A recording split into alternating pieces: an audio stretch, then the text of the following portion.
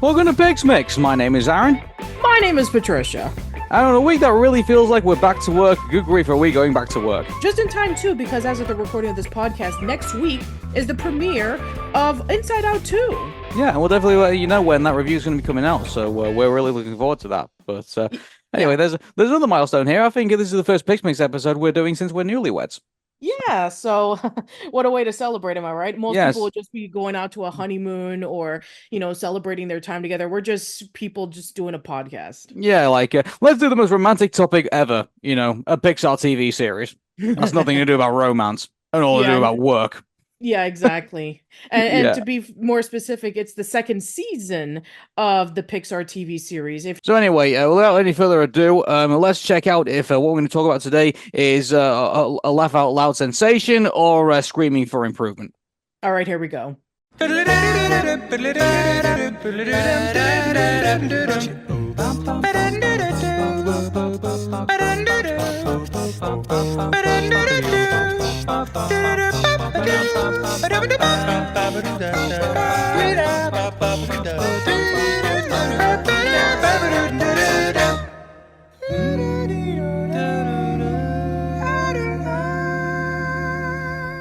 So you may recall Monsters at Work. We did the first season. We actually did it for both Arun and Patricia. We did it for our spoiler section on top of doing the Owl House, and also where we covered it as its own PixMix episode. So I definitely urge you to check that out. I mean, just to recap a little bit on season one, just to give you basically wrap up in a nutshell. It's basically Monsters at Work season one. Effectively, is I would say cooked around the sides but very cold in the middle. I think I would say. So for those who are just catching up with us, so previously on Monsters at Work, a young up-and-coming scarer known as Tylor Tuskmon is accepted into Monsters, Inc. But unfortunately, when Henry Waternoose was arrested, scaring was no longer relevant, and instead, laughter is the way of powering up Monsters, Inc. And so when Tylor comes in, he is not promoted into being a jokester. He becomes a MIF member, which is basically the facilities team. He meets up with everybody who works there, and he's trying to get his footing in, at the same time trying to learn about how to be a jokester. And then at the end of season one, he does become a jokester. And so season two essentially has Tylor Tuskmon trying to get himself acquainted with the jokester side of Monsters, Inc. But at the same time, he feels that he's just not caught up for it because he's not generating as much laughs as everybody else. Along the way, he meets up with various characters, including Johnny Worthington, who was featured in Monsters University, where he has a company called Fear Co., and he even offers him the opportunity to leave Monsters, Inc. behind so that he can become a scarer over at Fear Co., and he struggles with this. In between that, we also have a story involving with several items going missing and even some of the power of Monsters, Inc. going missing, and they're trying to put together the mystery of who is responsible for this. Yeah, and in the middle of all this, Tylor himself is kind of going through, I guess you could say a bit of a work identity crisis, I guess you could say, because he can't get to grips with the fact that now he's a jokester and that he still feels like his strengths are still in scaring. So he's seen that the other company, Fairco, which is the competition to Monsters Incorporated, he sees a lot of the positives, on the surface level of being in that and feel like this is where he's supposed to be. So he's conflicted about basically staying with a comfortable work environment within Monsters Incorporated, but not necessarily doing very well as a jokester. But then at the same time, turning down effectively, really good, positive things, at Fairco, and also on top of that, you get to see the the financial implications of it as well, which I think is actually really interesting because there are a lot of people who actually do work jobs which they're very passionate about, but at the same time, they're making huge sacrifices in order to do it, and also not necessarily sacrifices about themselves, but also sacrifices with the family too. Yeah, so in the mixture, we have Tylor's family who works at a hardware store struggling to make ends meet. And so they have to do things so they can be able to sustain their expenses. They have Tylor's grandmother moving into the house. They have stoop sales, and they're just cutting corners so that they can be able to pay the rent and do various other things. But they are still trying to keep afloat. And Tylor fears that maybe the best way to make more money so that he can be able to support his family, and doing things that he feels passionate about is possibly even going over to Fearco to become a scarer. The one thing I always thought was interesting is that they went on the storyline of like, where, oh, that where Tyler's grandma got thrown out of her nursing home because she was being badly behaved, and that I thought they were basically doing that as a joke. But then they actually introduced that later on in the series that no, it's not the fact that she is there because of disciplinary reasons, because they can't afford to keep her there anymore. Which Right. I thought, so that was a pretty big, not a big thing in there, but I thought was an interesting kind of like nit to put in there to kind of like hammer in like how much they really are struggling with like the hardware store, uh, Hmm. pretty much. And so, yeah, so I thought it was interesting that they, in regards to the financial storyline they did with the family, I really thought they were going to go, oh hey, is this going to be a situation where Judy Hopps like when she struggled with her ability to be a police officer, so she ended up working back at the farm. And I thought, when I was watching the show, I thought that's the direction we're going to go with Tyler. And he's like, oh, he's struggling to be a jokester, and he blows it as a being a scarer. So instead, he goes back to work for the hardware store and tries to make that work.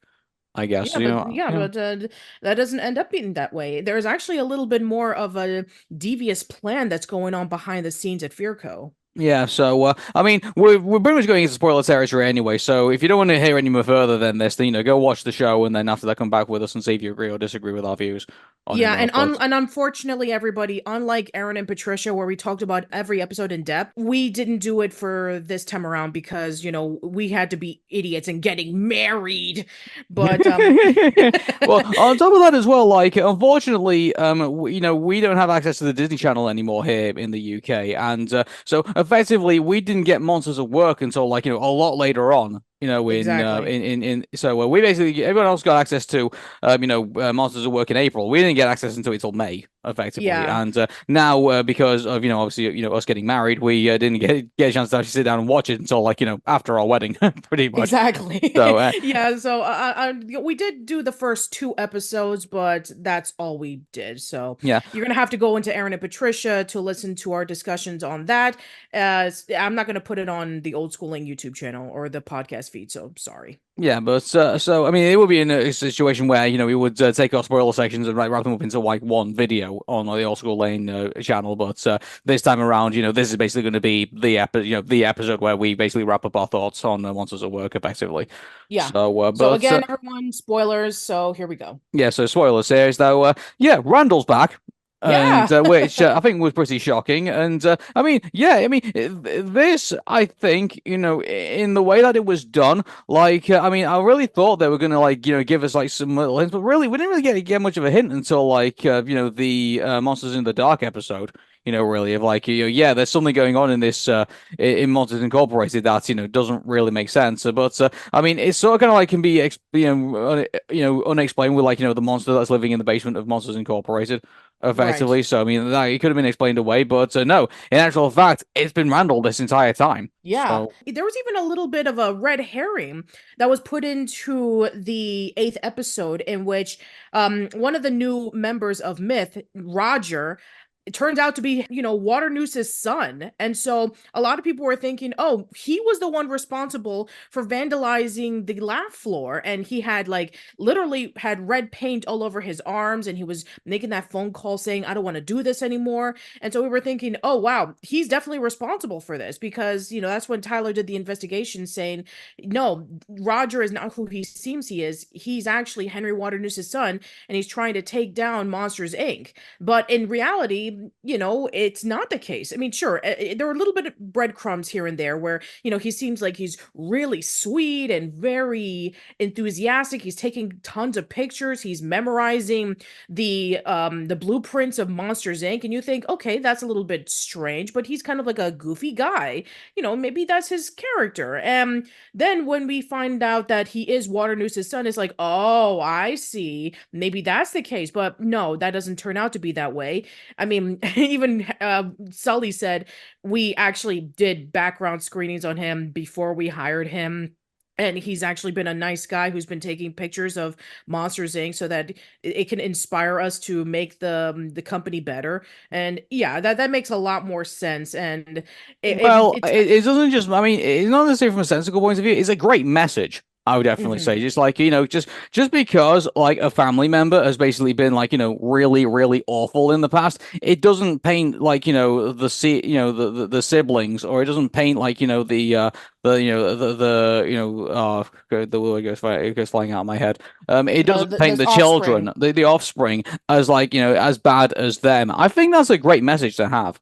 I think Hmm. because like it shouldn't be the sins of the father that that we have passed on to the children effectively. So I think I think that's a great message. I think in all this, like just because they're related, they were related to something really terrible that happened a long time ago doesn't necessarily mean that's that's them Hmm. effectively. So yeah, I think that's a great message. I think because like how many times have we like seen like stories of like oh the son has come back to avenge the villainous father, you know. Too many times. Yeah, too many times. Yeah. So this is actually, funny enough, for this is actually kind of refreshing. So Hmm. like, it's just too bad once again he comes back at the very end of the show, very end of the season. Let's just talk about this for a second because unfortunately, like, I would even say that even the start of like season two is kind of like a bit, a bit hit and miss, really. Like, so for example, like, you start off with the first episode, which is the Monsters Homecoming, which, you're going back to Monsters University, which is like, one of the mediocre movies in the Pixar library, effectively. Like, why would you want to be reminded of that again? So, I mean, like, I get it's got a great message, for people, but let's be honest, there's not much I can even remember about Monsters University, except for like you don't necessarily need to like be successful at university in order to basically make you successful, myself successful in life, Hmm. effectively. And so I mean, you're reminded of that, and then you get to see that Tyler's gets laughed at by everybody in Monsters University because now he's a jokester now and not a scarer that so he originally was supposed to be in that and. Then you get like the creep show episode, which is basically just them going to a convention, effectively, and just seeing how far Monsters Incorporated basically just dropped down the ladder in the in the eyes of everybody else. So basically, they get like just like this small little like cubicle that's is next to the wall, effectively, and and then it's just them trying to like sell everybody on like on laugh energy, pretty much. But that's it is an important episode. Don't get me wrong, like it is one of the episodes where you find out that mixing scream energy and laugh energy is not a good idea, and so there's that. But then after that, like you just feel like you kind of like you get a bunch of like filler episodes. For example, like even though setting the table sort of like carries the story on, like, I just feel like it's another. It just feels like another filler episode. It's like, oh hey, there's this party going on for Fritz because he's celebrating like his 40th anniversary of Monsters Incorporated, and it's supposed to be at this tiki bar, but and then Tyler is going off to go see Johnny about this, have this fancy dinner to talk about this, job opportunity over at Fairco. But then the Fritz's anniversary party ends up at the same restaurant as as the dinner that's going on. So obviously he's back and forth trying to like cover his tracks and make sure that they don't realize that he's talking to Johnny over at Fairco.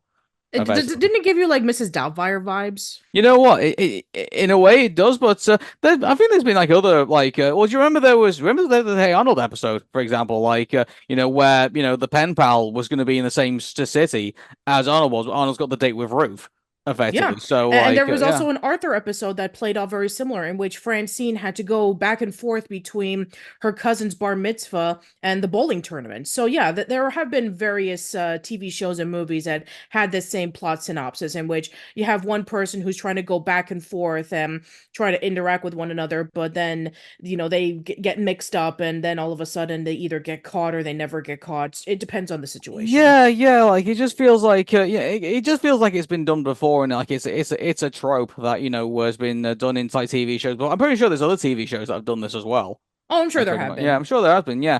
So like, unfortunately, this is getting a very generic kind of like TV episode, I guess you could say. And while it did kind of push the story forward, that's the one thing I will say about Monsters Incorporated, so Monsters at Work season two is that it feels like it's slightly improved the storytelling like from episode to episode. So unfortunately, while they are generic episodes, I mean, at least the story somewhat moves forward as we go from episode to episode, at least. But unfortunately, they only dedicate like like what, like 1 or 2 minutes of like airtime or episode time to like moving the major story forward, if anything. And like these episodes, right, themselves are like pretty much self-contained. pretty much, Yeah, which I mean, the reason why is because they actually got a new showrunner for season two. Whereas season one, it was Bob's Galloway, who also was the developer and executive producer of the show. This time around, they had Kevin Detters, who was the showrunner for season two. And he's a lot more experienced with movies and TV shows, where he was a cleanup animator and a storyboard artist. And this is something that I had a conversation with Deshinta when we did the Fooly Cooly podcast not too long ago, where apparently, in the animation industry, storyboard artists are starting to become directors in TV shows now because they have a keen eye of mapping out the story because they have to actually draw them from the script. And so I thought to myself, yeah, that's actually a really nice idea from, somebody who has to actually like look at a script, draw out the story, and then the animators work on it to being eventually promoted to being a director. So I guess that's a very similar case for Kevin, in which now that he's gotten like over 30 years of experience doing cleanup animation and storyboard artists for movies like Mulan, Tarzan, Chicken Little, Bolt, Wreck-It Ralph, Big Hero 6, Zootopia, Ralph Breaks the Internet, and various others, to actually becoming a showrunner and a director. It actually goes to show you that the story has actually gotten a lot more tighter in Monsters at Work, whereas in season one, it was just basically like you have little bits of story in like a handful of episodes, while most of the other episodes were pretty pointless and filled with filler. yeah, but you can see the pushback, can't you?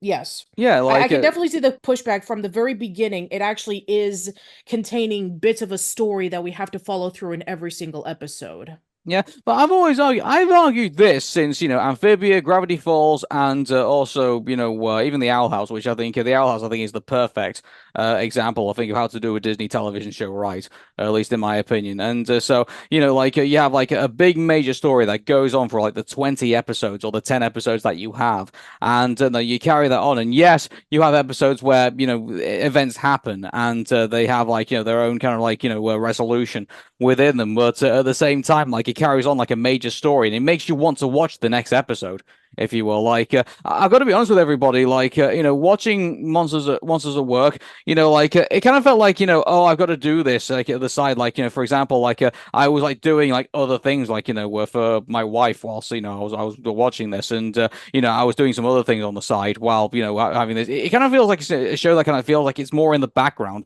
then it doesn't really grasp your attention. And Yeah, I mean, here's the yeah, thing. They definitely have improved in story. I will give it that. But, once again, Monsters at Work is supposed to be a comedy. And unlike in the first season, where I did get a few chuckles, especially with Mike's comedy class, I didn't laugh a single time watching any of these episodes. And that's a problem. yeah, that is a massive problem. Like you're more invested, you're more invested in the story, but then you find it's not as funny as it Yeah. was. And this is like because if I recall, I mean, like there are some like good comedians that like are like involved in this show. So Hmm. like I can't believe that that they've been watered down to such a degree that basically everything looks media. You remember like you were talking about it was what was it, Michelle Iglesias, I think it was, who Yeah, it's Gabriel Iglesias, who yeah. was.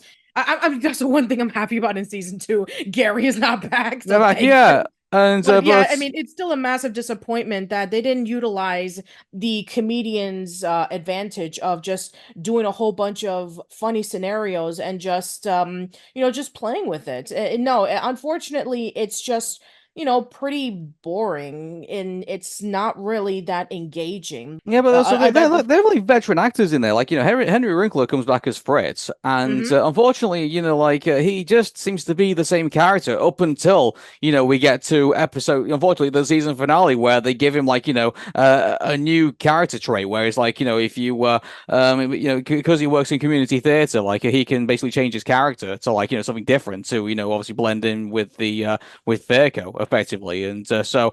Which I think, I really wish we'd been introduced to that character trait a little sooner into the show.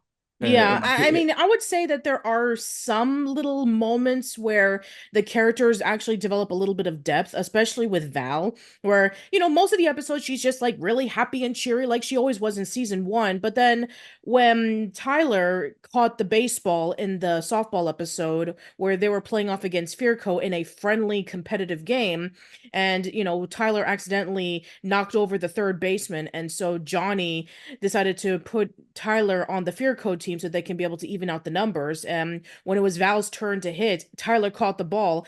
And, throughout the episodes onward, with the exception of the season finale where she does eventually forgive him, she actually becomes angry with him. And she's like very cold and distant, where she's mostly happy and perky. So, I know. yeah, I was like, I couldn't understand that because, like, what you were asking your best friend to throw the game to, like, let you, like, have your moment of glory to, like, let Monsters, Incorporated, like, win the softball game, and you're angry at the fact that he didn't do that. Like, I was just like, what? I was well, like, I mean, I, just I think it was. Well, I think it wasn't more the fact that, oh, Monsters Inc. didn't win for the third, didn't win at all. I mean, they lost like what, 40 games in a row. if anything, like, it gave me a bit less like if I was like even perky and everything like that, like, it was something I could tolerate, like, for a certain period of time. But the minute they turned her, like, after the Field of Screams episode, I was kind of like what, you're all mad because Tyler, basically played the game out and didn't throw you the game, and now you're all mad about that. I thought we were gonna like go into like Val's never really been in this situation before where she felt like she's been like betrayed in some way, and I thought she was gonna go for like her own character evolution, like, yeah, hey, it wasn't fair to put Tyler in that situation, and I thought she was gonna like do her own like redemption, if you will, which I thought was pretty unnecessary, really, because to take a what your happiest character and then turn her into like someone who's like going for her own angst is kind of like, no, it's like I mean, it's there was another reason why she was going through that, was because if you remember that Val was Tyler's assistant and she was always by his side. And on that one time in which Tyler didn't show up because he was returning Johnny's card that he found at the restaurant, and he was given the tour of Fearco, and Tyler didn't show up. And so Val had to take over for Tyler for a little bit. And she realized that she actually is a natural jokester. And she was given an opportunity to become a jokester. And when she told Tyler this, he's like, no, no, we're supposed to be working buddies, you and me. And so she felt like she couldn't be able to break out of that and become her own person. She felt like she had to be tied in to being an assistant. And so maybe that's another reason why she was upset, was because as a friendship is supposed to be between two people, and you're supposed to like support one another despite of maybe at one point maybe you'll separate and do other things. And she felt like she didn't get Tyler's support at all, where she's always given Tyler support. yeah. So yeah, Well, I I can must see have why. missed that because this is the thing. Like, it just some of the things that happen within Monsters Inc. challenge just turn you off. So like, it makes you feel like you want to do other things whilst you're watching it. And so I do apologize. I must have missed that. Yeah, So yeah. I understand, because I watched episodes 1 through 8 in one night, even though I was really tired. I was busy with a whole bunch of other things that week. And then episode 9 and 10, I caught up the next morning. And so I still had that fresh in my mind when I was watching through that episode, in which when Val got the opportunity to become a jokester. And that's when Tyler was hearing about that news, he didn't really support her. And so I was thinking, okay, I can understand why Val was upset. It wasn't about the fact that, Tyler caught the ball. It was about the fact that Tyler didn't support Val going over to being a jokester and being separated from their friendship duo. And so Mm. that was why Val was upset and felt betrayed by Tyler, because everything that she's done for him, he wasn't doing exactly the same thing for her. I mean, I kind of feel that that was a really interesting direction for Val, because she was very one note in season one. So they actually did give her a little bit of complexities in season two. Yeah, I think the thing with Tyler is that like he's so distracted with himself, like he's not too much aware of like everything else that's going on around him. Like he's not even aware of the fact that we get to hear like it's coming from inside the house episode. We hear on that like that's when he's not realized that things aren't going well financially at home, and then that's even adding extra pressure onto him to like say, oh hey, maybe I should probably take this Fairco job. So like Yeah, maybe, yeah. there's that again, that's a really interesting complexity towards Tyler that we didn't get in season one, is that okay, he is not fitting into becoming a jokester. He's struggling with it. And so now he has this opportunity to become a scarer at Fearco. That way he can be able to do what he always wanted to do when he was a kid. And then mixed into that, we have his family going through financial struggles. So that's another reason on why he wants to pick up this job. So again, it's not just one simple reason. There's multiple reasons. Yeah. So, but I think, for me, I think, I got like to 1 to 5, and I was kind of like, yeah, I need a bit of a break, and then I started finishing off like, the next half of like the season, after I got that. So, because for me, I feel like even though like, see episode 5 in season 2, well, like, was a very interesting turn, I still felt like it was like one of the weaker episodes. Because it Yeah. kind of just feels like Tyler Tuskmon, like, he's a hoarder, like, he like he just like keeps things for no reason, effectively, I like, mean, there yeah. there is a reason. Every single item that he wanted to keep reminded him of scaring. And Yeah. scaring was essentially what he always wanted to do.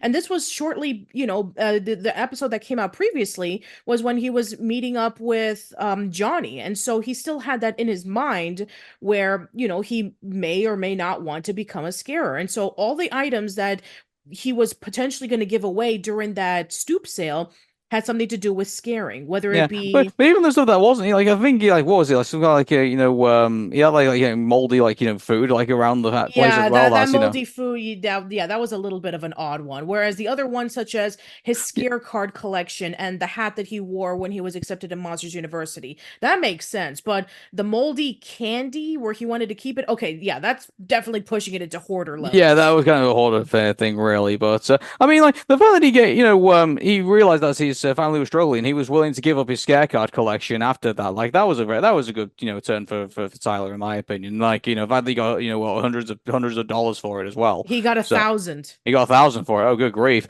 Like, so that's gonna keep them good for like a very significant amount of time. So, Exactly, yeah. that's what I like about Taylor. He is really caring about his family, and he wants to do what's best for them, and Hmm. and not just for about himself.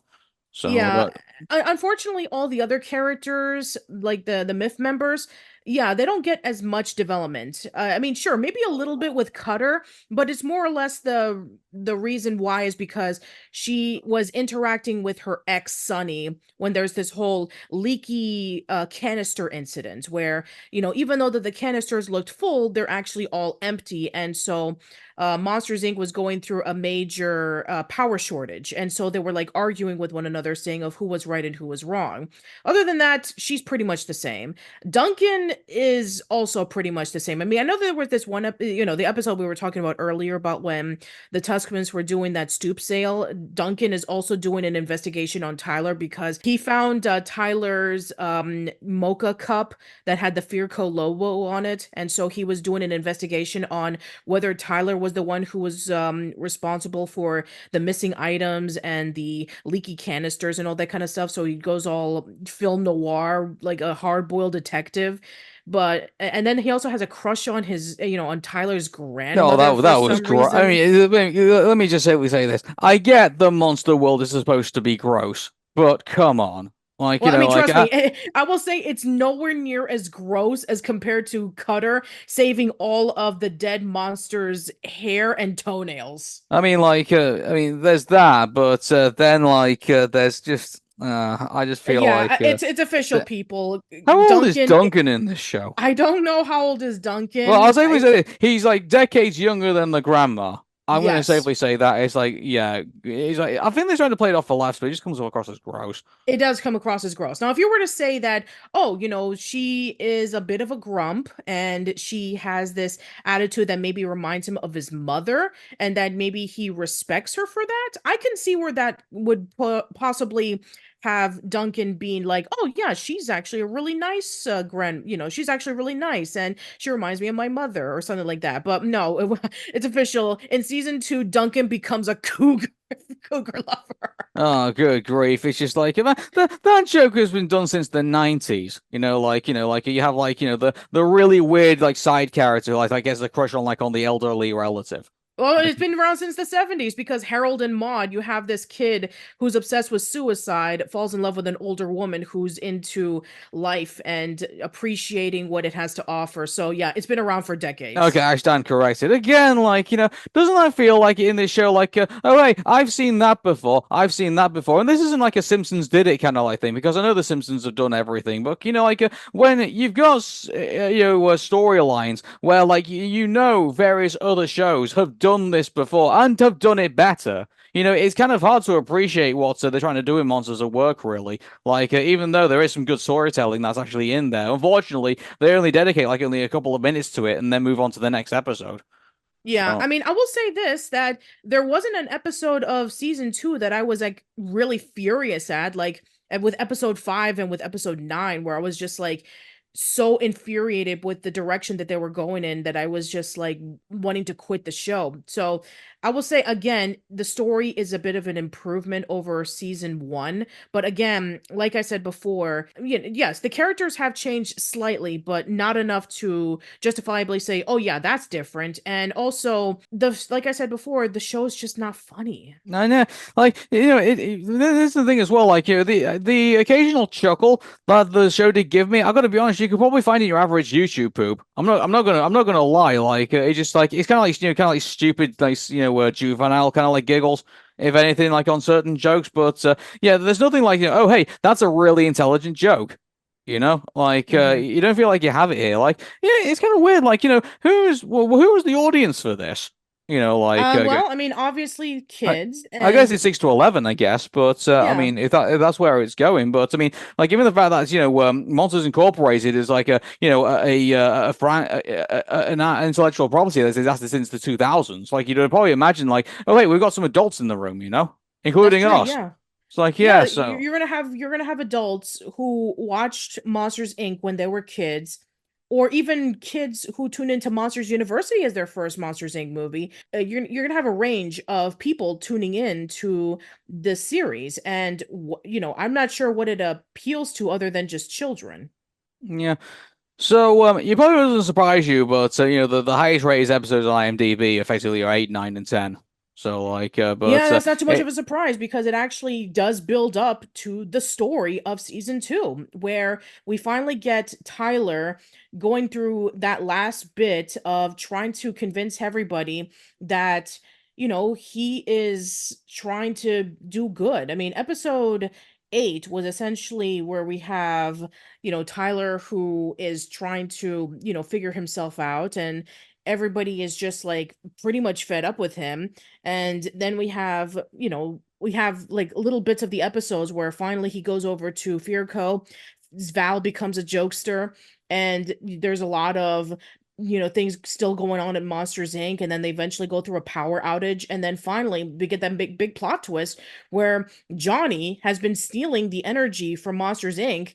and Randall was helping him out with it. So yeah, I mean, it's not too much of a surprise why the last few episodes are deemed as the best, because they actually follow the story forward. Yeah, like the one thing I'll say about going on episode, hey, I hate the fact that it's Duncan who like does the big reveal that so they all believe that it's Tyler who basically is like helping out Fairco or like and trying to like fuel like the deception in that. And I get that's been Duncan's thing since like since season 1, but I really hate that it's him. I would rather it be like comic relief, like he believes that Tyler is like doing this for like all nonsensical reasons. But then I mean, wouldn't it be more effective if it was Val who like said who you had his misinterpretation of saying that, oh, I've discovered this about just out on the side, and we now all believe that you've been helping Fairco like steal or cause the vandalism across Monsters Incorporated. How much of an effect that would have had, It would do have you been a think? major effect because then she would have been feeling twice as betrayed.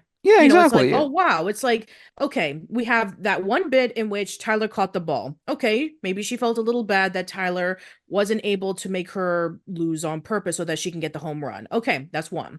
Okay, Tyler is not being supportive of Val wanting to become a jokester, and Val feels that she's not treated the same way as he treated him.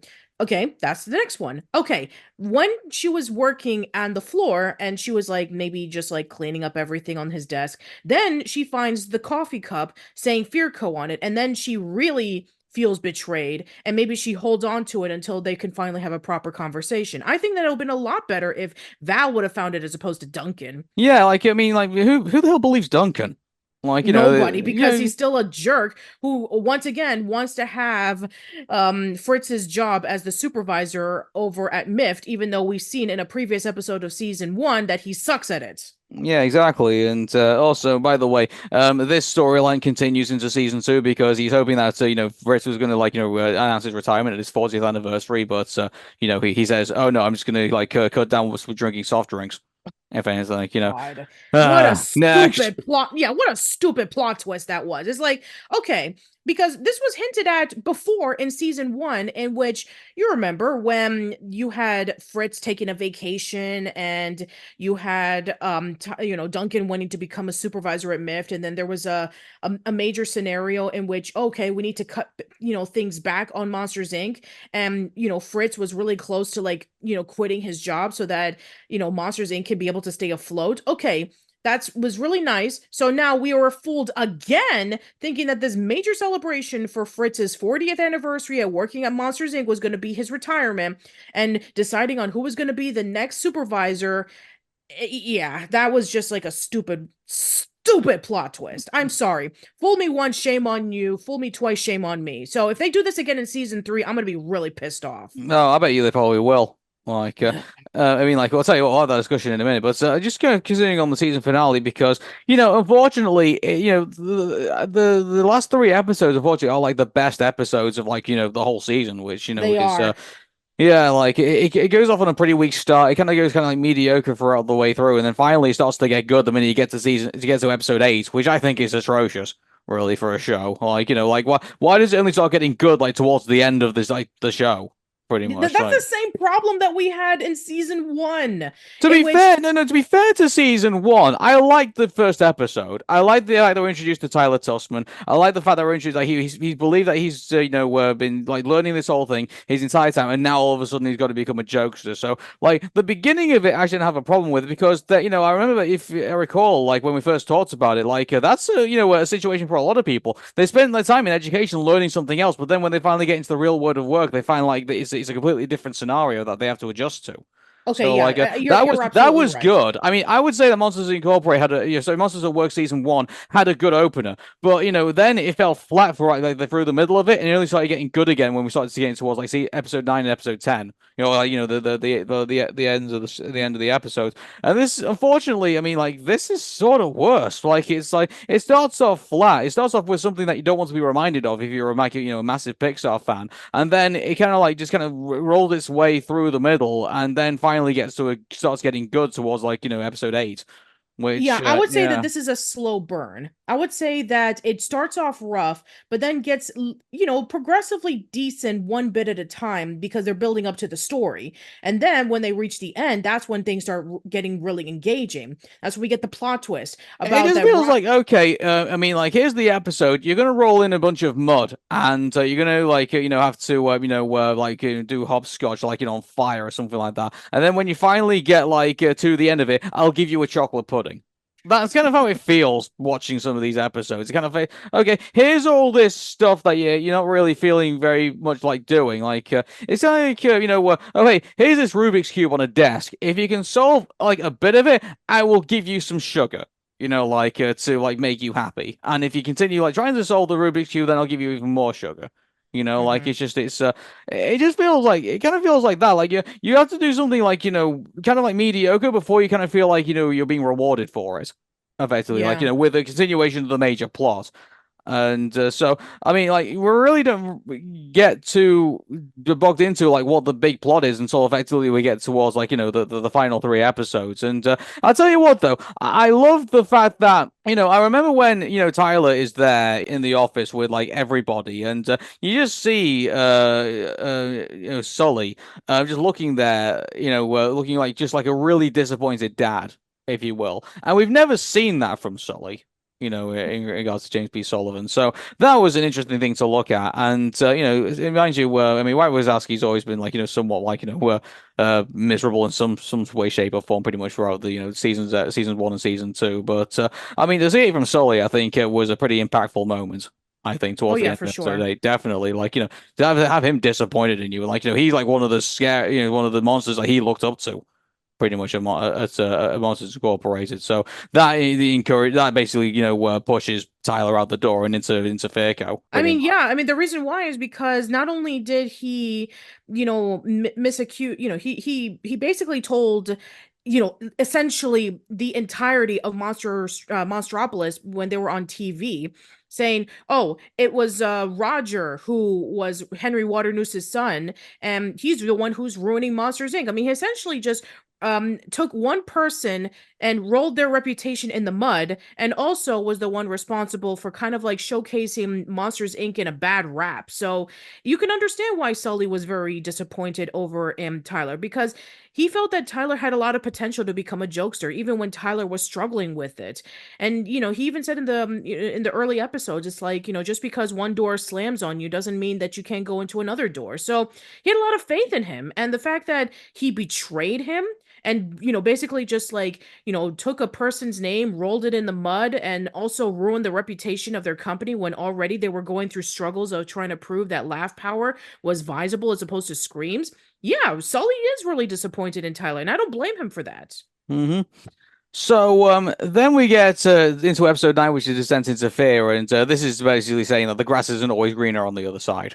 I think we can Yes. say like yeah. I love the fact that Tyler's like gullibility like in this is basically like he gets a company car and he throws the keys to a random stranger and then the stranger like walks away with a free car effectively and yeah but like it's interesting though because you kind of get like a suspicion that Johnny's up to something because like you think that Tyler would make mistakes that Johnny would be really mad at but then at the same time he's really forgiving of it and but then you get to see, Tyler go through like, him being a scarer again, like all the other scarers, and you notice that the office environment is not as fun as like it was back in Monsters Incorporated, and he only gets a short work break effectively, and then on top of that, like he just didn't realize that you see like the montage of like you know Val being a jokester and like making kids laugh, and then you see, Tyler, making kids, afraid and getting scream and everything. And then we get to, I think, what I think is a pretty effective thing that they did, and they introduced Tyler back to, I think was it Dan? Was it the one of the kids? That Oh, he was Ben. making Ben, sorry, and and then Ben tries to talk to Tyler, and Tyler like scares the hell out of him, and then that's a really powerful moment, and I thought, wow, they're doing like the the scene from like when Sully realizes that what his screaming is doing to children, and I thought they were doing that, but I think if anything, maybe what they did with Tyler, I think was probably more powerful than what they did with Sully and Monsters Incorporated. So basically, Tyler was going over to Ben's door multiple times to make him laugh, and it hasn't worked. Like, we have Ben saying, "Oh, hey, Tyler, trying to make me laugh again." Yeah, that's not working this time. But, I still like you. You seem cool. And then finally, when we are at Fearco, and he goes over to Ben's door again, and then we have him saying, "Oh, hey, Tyler, how's it going? I haven't seen you in a long time. Oh, I have this recorder. I'm learning how to play it." And then he scares him, and now Ben is fearful of him. And that is when Tyler realizes that being a scarer has its consequences. Yeah, like, but with Sully, you don't see like the other, Sully wasn't really on the other side of it until Boo came into his life, Right, yeah, effectively, and exactly, so because that he's was never seen essentially the his. yeah. So like, but Tyler's actually been on both sides of Ben, like being his friend, just asking him, talking with him and entertaining him and stuff, and but then he's then been put on the other side where he has to scare him and it's just that is actually a really impactful scene I will admit so It is, yeah. yeah. And the fact that we see the differences between Fearco and Monsters Inc., whereas you were saying before that they take shorter breaks. There's also a bit of a competitive side where Joy, that we saw in several episodes of season 2, where she's actually like really mean and nasty and demeans all the other workers. And also a character that we saw in season 1, Rosie, felt like she couldn't be a jokester, and so she left to go into Fearco, was actually fired because she wasn't pulling in her numbers. Hmm. So it's just it's crazy to think that well imagine it's not too crazy to think that oh hey there's this whole new opportunity to do something and then you find out it's not exactly what you think it's going to be Yeah. and yeah which I think But then you realize why it was, what was going on here. So we get the big reveal that Johnny basically is like effectively set up, where this whole thing to be fake, and they've actually been stealing laughter energy this entire time. So it makes you wonder, like, I guess they were. What were they using the scream energy for? If like, Well, I mean, they kept the scream energy. They had it all this time. mm, They were using the laugh energy so that they can be able to not only steal all the energy from Monsters Inc. so that Fear Co. can look better by generating all this power, but they feel that, okay, screaming and laughing, that could potentially give us even more power. But we realize in the convention episode that no, mixing the two together is actually a bad thing because it makes it explode and cause a fire. So the fact that we were able to see that very early on and that Johnny didn't even know about it and he wanted to use it to power all of Monstropolis.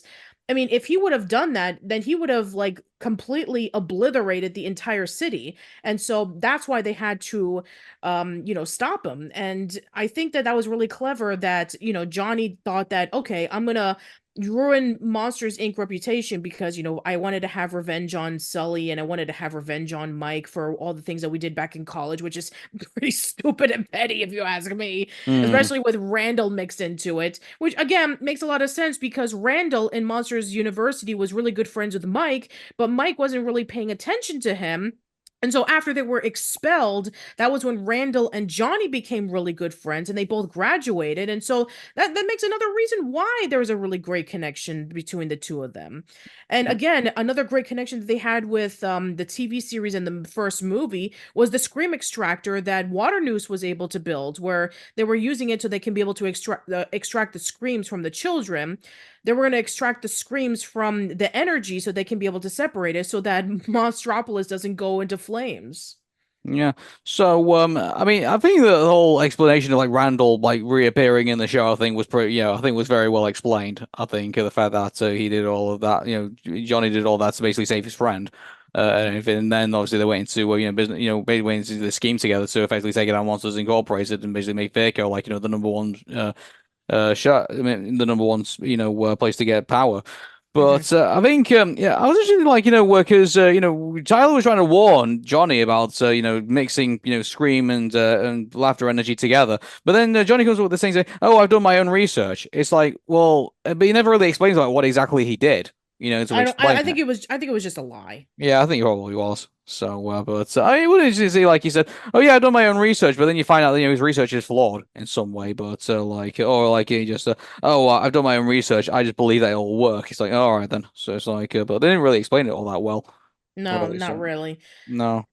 Yeah, and again, there was actually an inside person inside of Fearco, which was Chet, Hmm. Johnny's assistant, who again we saw in Monsters University. He was the one that, even though that he was mistreated by Johnny, he was the one who revealed everything to Roz, putting together the pieces that this was happening, and that's Johnny got arrested, and now he's prison mates with Water News, and Randall has escaped from prison. And so, yeah, I mean, now there just is a question on, is there going to be a season three where Randall's probably going to free Water News and Johnny? So that just goes to show you, it's like, okay, well, now there's an interesting parallel that we went through. It's like in the end of season one, we were thinking, okay, well, Tyler becomes a jokester and Val's his assistant.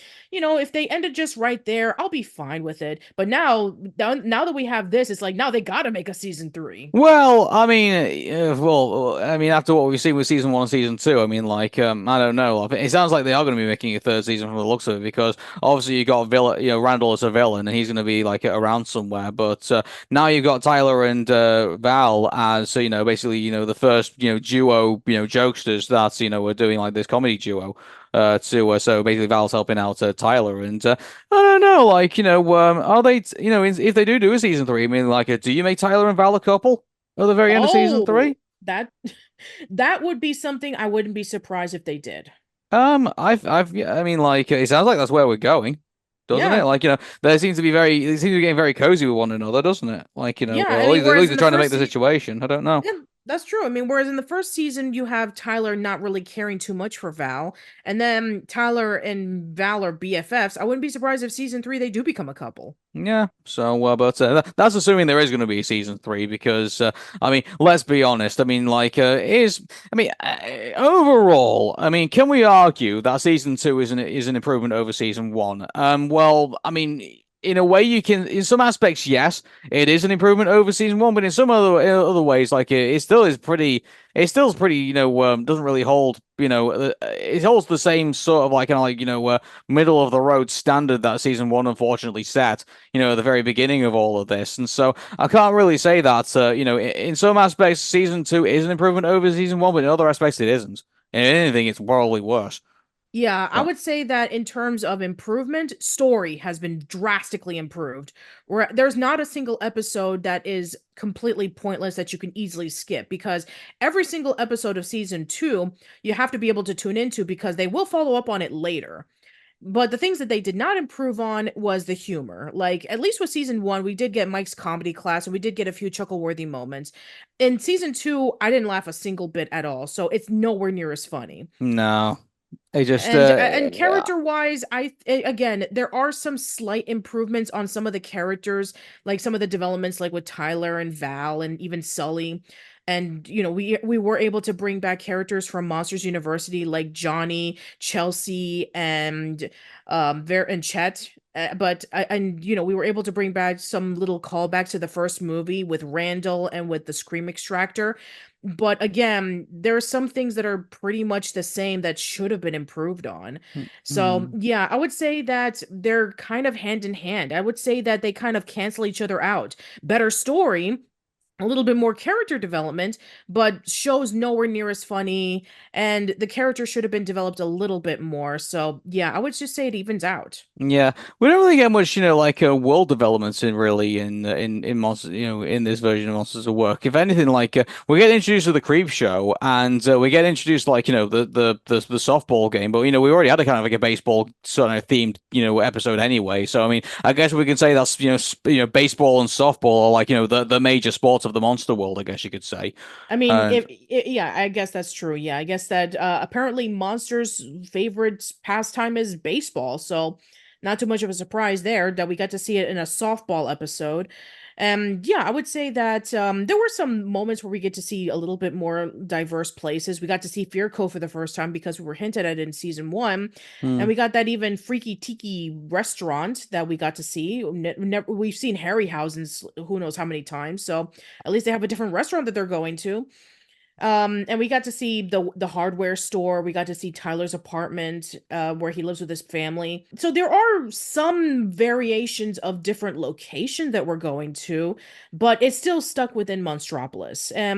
I mean, yeah, sure. I mean, Well, I was thinking, Monstropolis is. the Monster is is there like a mayor? Is there like a council? Is what's the governance of this world? I really thought we were gonna get more of that, but if anything, we're just kind of introduced another version of the CDA, which is now called Merc, but also we're we don't really get to see how how things are really kind of properly ran. I think maybe that's just a nitpick of mine.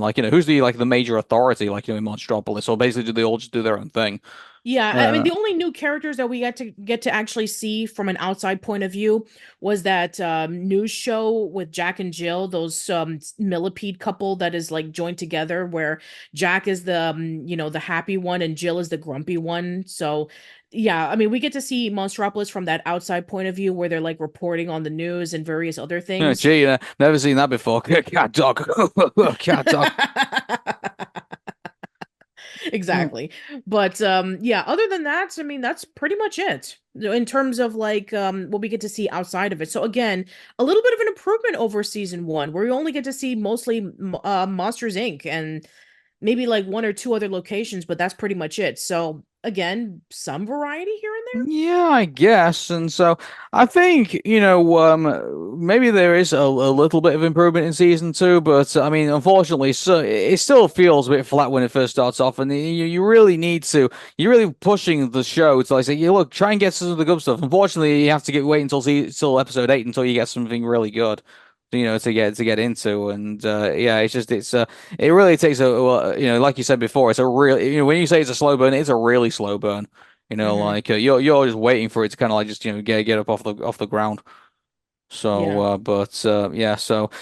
yeah, yeah, so that's Monsters at Work season two, really. Like, there's it's not much of an improvement over season one, but I mean, it does once again get really good once you get to the end of the show. So, Hmm. yeah. All right, so let's rank it. So in season one, I remember you ranked season one, I think it was a 6, and I ranked it as a 5. So how does season two fare out? I think I would argue like I'll probably go with it. I'll be fair here. I'll probably go with a 7. Just to say that, like, look, this show has not done anything, stupidly offensive or anything like that, unfortunately. But in regards to, getting a laugh out of me, like it was just the occasional giggle. And in regards to, our character development, I mean, like, really, when they get developments out of Tyler, out of Val, out of like maybe, slightly Fritz. I guess you could say. I mean, our villain is Johnny in all of this, and Randall makes a return. So like, there's that in regards to characters. I mean, in regards to how the music is, I mean, like the music is pretty like very generic in regards to Monsters University. I can't remember like a particular song tune that kind of came in. Besides the leaky leak, which is more annoying really rather than it is like a memorable tune.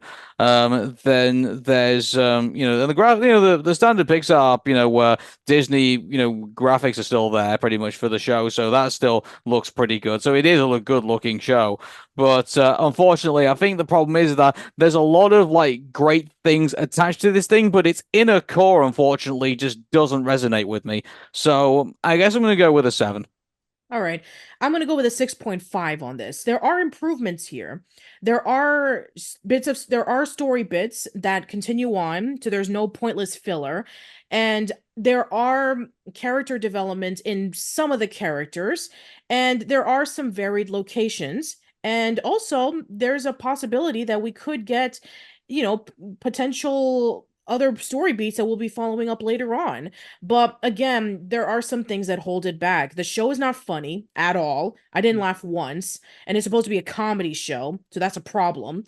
And some of the characters didn't get as much development as they should have. They should have been like more instances of character growth that wasn't Tyler or Val or maybe Fritz or maybe Sully or some of the other characters. I mean, we should have gotten a little bit more in terms of that.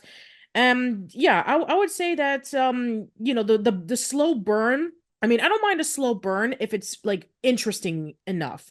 But unfortunately, the episode just drags, and maybe like the first 5 or so minutes, that's when you get story beats that'll follow up later on. That's not a good sign of storytelling, especially if you're not invested in what the plot is, because they're just pretty generic. I mean, we've seen these kind of episodes before.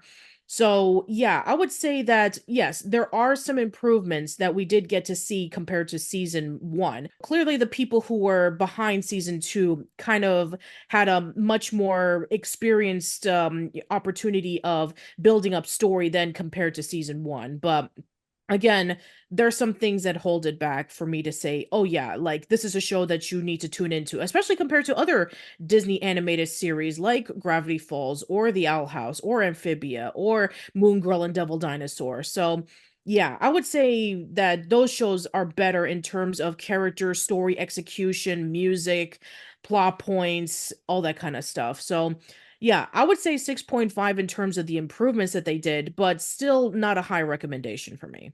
Yeah.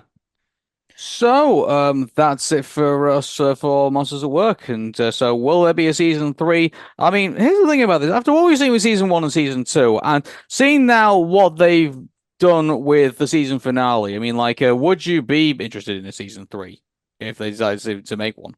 Well, I mean, they left it off on a pretty interesting note where Randall escaped from prison and that Tyler and Val are a comedy duo and that both Waternoose and Johnny are in the same prison cell. So I'm curious to what they're going to be doing. I mean, I'm not saying like, oh, I'm waiting with bated breath or anything like that. Like if I were to wait it for, season 2B of Moon Girl and Devil Dinosaur, but I am intrigued with it. I'll just say that. Whereas in season 1, I was like, yeah, I don't want to see any more. I think I'm pretty much finished. With season 2, I'm like, okay, now I'm curious to see what they're going into in terms of their direction. So I would say yes.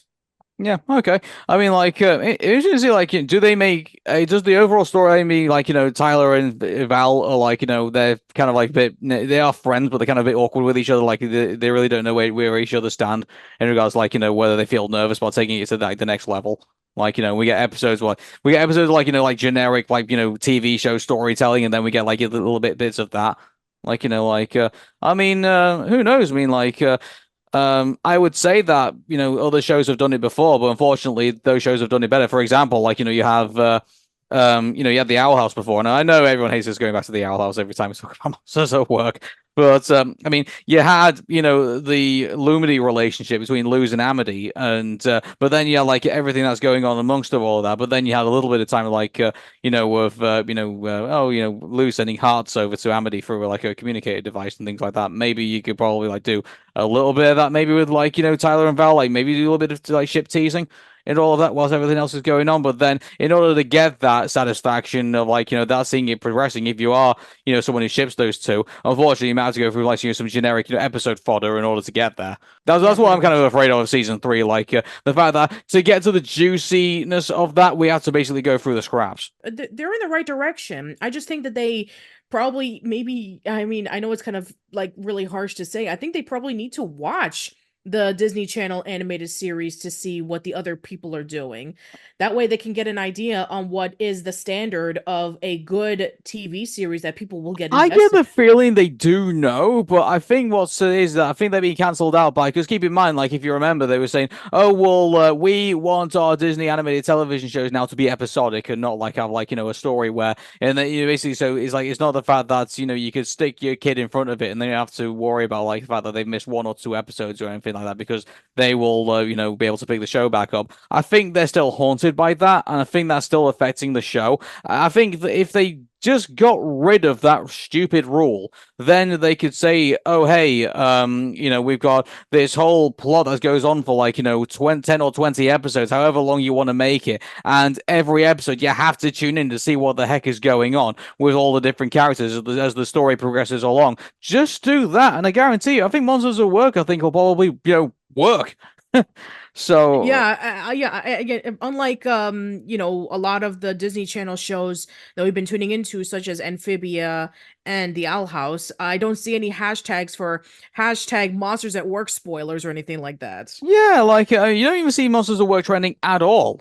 Like No, it's you just don't. no, you don't. And I guarantee if you can make people excited enough and people on social media saying, "Oh, I wonder what's going to happen in the next episode." Gee, I mean, oh, we saw Randall in this situation and he's created all this mayhem. I want and he's still out there somewhere. What's he going to do when he comes into the next episode? Create some tension or create some intrigue. Do something. Yeah. It's just, yeah. But I mean, my biggest fear is that if they do season three, they'll basically just say, "Oh, we'll release it all like one by one every week on Disney Channel, and then we'll just dump the whole thing on Disney Plus." Mm-hmm. Like do both. Like release it on Disney Channel like on the Saturday, and then release the episode on the Sunday for everybody else who doesn't have Disney Channel. There But you go. I've paid hundreds of dollars for like their Disney Plus accounts. You know, like some customer loyalty, please. Yeah. Anyway, so I think that we pretty much said everything that we wanted to on season 2 of Monsters at Work. Yeah. So I guess the next PixMix episode is going to be Inside Out 2. Yeah, So, so this should be really interesting. I mean, they've been releasing the final trailer. They've been releasing pictures of up and coming characters and plot synopses of various other beats that we didn't see before. So let's just see how Inside Out 2 fares out. yeah. Well, until we have our emotions toyed with, my name is Aaron. My name is Patricia. Take care and bye bye for now. See you later.